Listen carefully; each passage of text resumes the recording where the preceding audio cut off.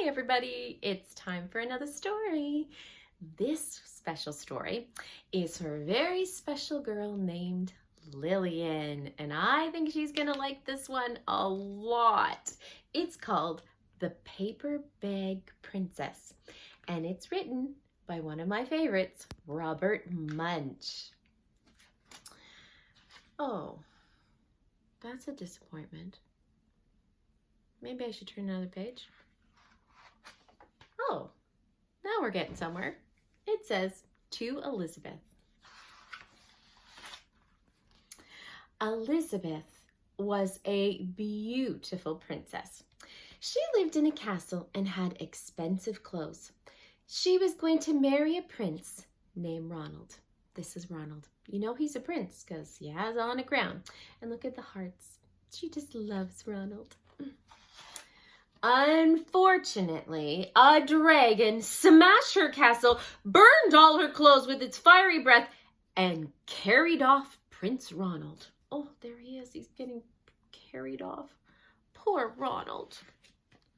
Poor Elizabeth. She doesn't have any clothes.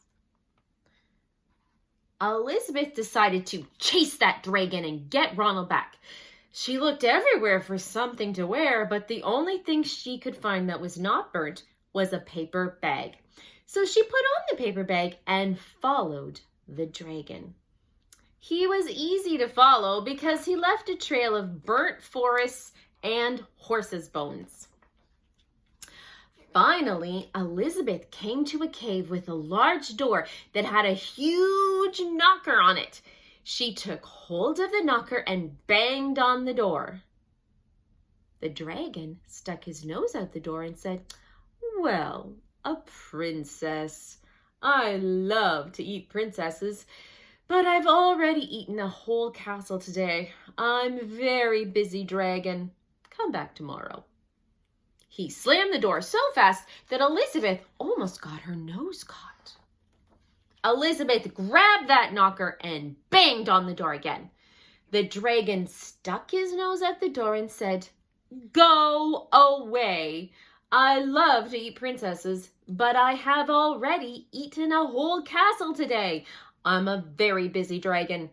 Come back tomorrow." "Wait!" shouted Elizabeth. "Is it true that you are the smartest and fiercest dragon in the whole world?" "Why, yes it is," said the dragon. "Is it true," said Elizabeth, "that you can burn up 10 forests with your fiery breath?" "Oh, well, yes," said the dragon, and he took a huge, deep breath and breathed out so much fire that he burnt up 50 forests. Ooh. "Fantastic," said Elizabeth, and the dragon took a huge breath and breathed out so much fire that he burnt up 100 forests. "Magnificent," said Elizabeth, and the dragon took another huge breath, but this time nothing came out. The dragon didn't even have enough fire left to cook a meatball. Elizabeth said, "Dragon, is it true that you can fly around the world in just 10 seconds? "Why, yes," said the dragon, and he jumped up and flew all the way around the world in just 10 seconds. He was very tired when he got back, but Elizabeth shouted, "Fantastic! Do it again!" So the dragon jumped up and flew around the whole world in just 20 seconds.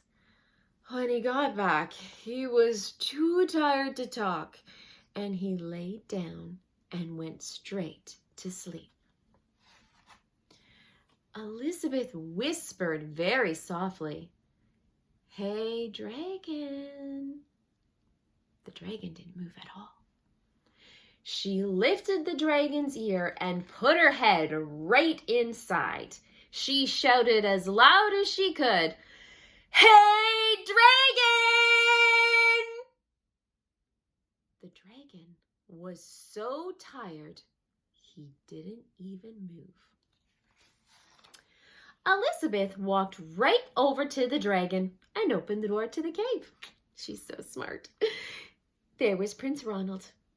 He looked at her and said, Elizabeth, you are a mess. You smell like ashes, your hair is all tangled, and you're wearing a dirty old paper bag. Come back when you're dressed like a real princess. What is Elizabeth gonna do? Ronald, said Elizabeth, your clothes are really pretty and your hair is really neat. You look like a real prince, but you are a bum. And they didn't get married after all. The end.